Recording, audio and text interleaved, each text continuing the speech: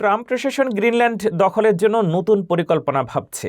White হাউসের সূত্রের খবর, গ্রিনল্যান্ডের প্রত্যেক বাসিন্দাকে প্রলুব্ধ করতে 10,000 থেকে $1,00,000 পর্যন্ত ঘুষ দেওয়ার বিষয়টি গুরুত্ব সহকারে বিবেচনা করা হচ্ছে।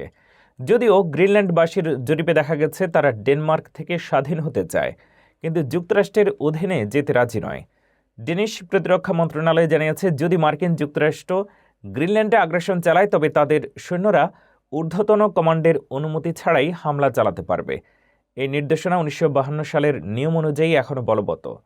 ট্রাম্প আগে বলেছিলেন, দ্বীপটি মার্কিন নিরাপত্তার জন্য অত্যন্ত গুরুত্বপূর্ণ এবং অধিগ্রহণে সামরিক বাহিনী ব্যবহারের বিকল্প রয়েছে।